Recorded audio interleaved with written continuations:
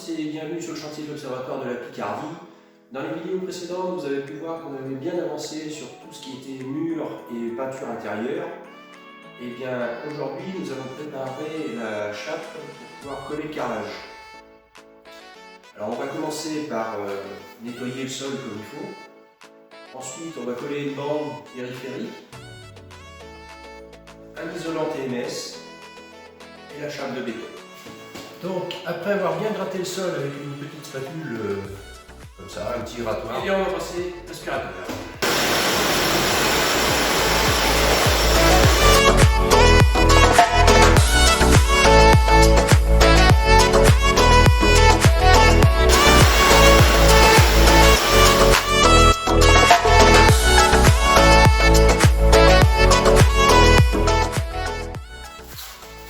Donc après avoir bien nettoyé le sol, passer l'aspirateur pour éliminer toutes les poussières, gratter pour enlever toutes les aspérités, quitte à foncer un petit peu par endroits, eh bien on va installer la bande périphérique.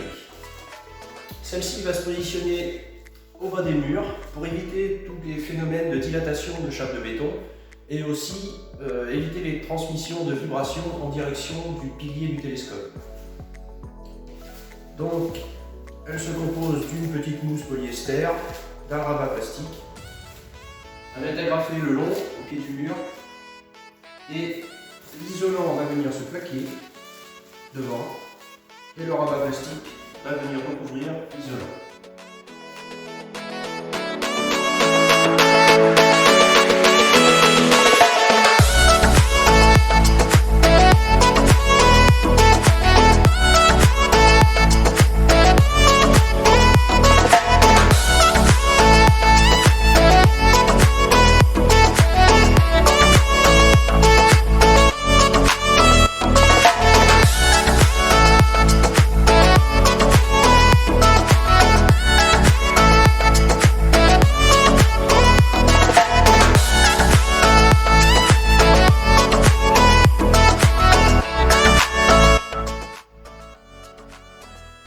Donc les bornes périphériques sont installées jusqu'à la base de la colonne. Donc maintenant, on pose les plaques d'isolant.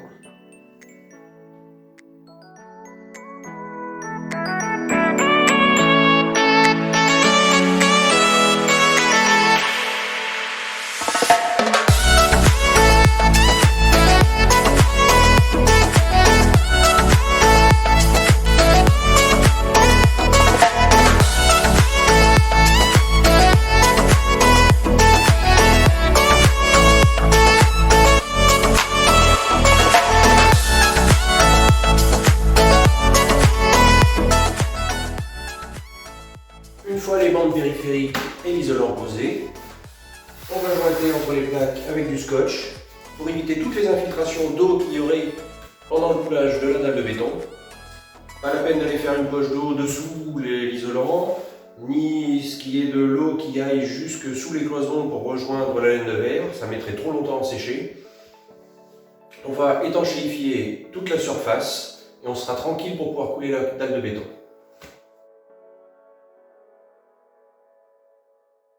Eh bien, si vous n'êtes pas encore abonné et que vous voulez voir la suite du projet, abonnez-vous, likez, partagez, allez faire un tour sur le Discord de la communauté Astro, vous y trouverez des salons aussi bien pour les débutants que pour les confirmés.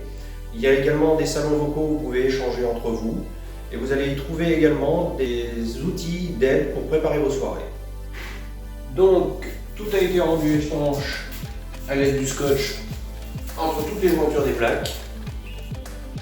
Maintenant, on va pouvoir couler la dalle de béton, même si c'est une dalle de béton, on va dire, chape-mec traditionnelle, et que ce n'est pas une chape liquide, on aura évité au moins toutes les infiltrations d'eau sous les dalles de polystyrène. Donc c'est bon, la première bétonnière est en train de se charger. Je vais m'aider du niveau laser pour tirer les niveaux. Il n'y a plus qu'à. Allez, c'est parti, la colle arrive.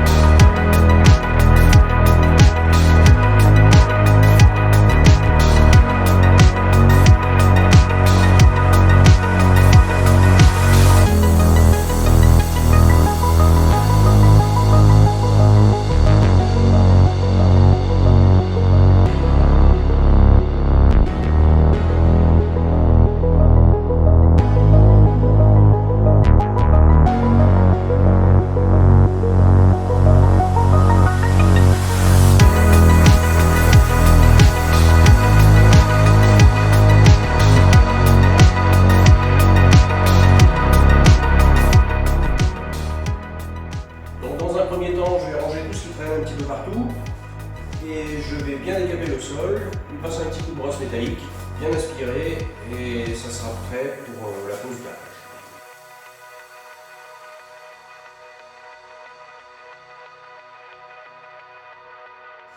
Donc voici, je me suis débarrassé de tout ce qui encombrait un petit peu partout, j'ai attaché les fils qui pouvaient me gêner.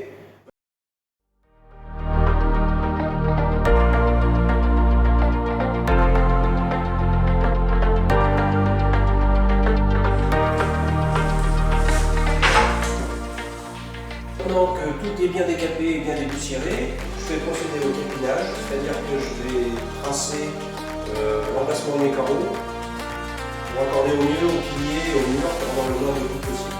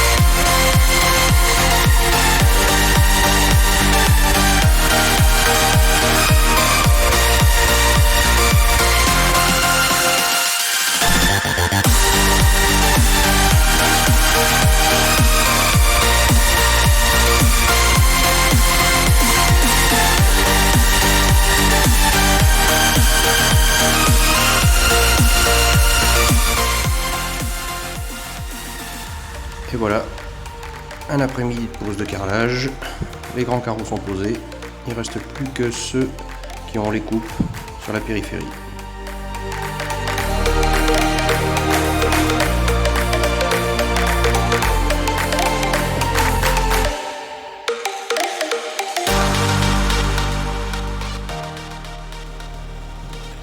Une fois les carreaux secs, on récupère des vis, des croisillons en tonneau blanc. Et il y a juste à ajouter dedans pour casser la tige avant de faire les joints.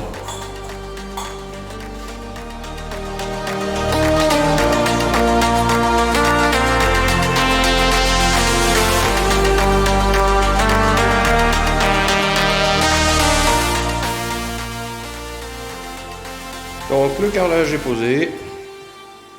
On va faire un petit coup de nettoyage et on va passer aux joints.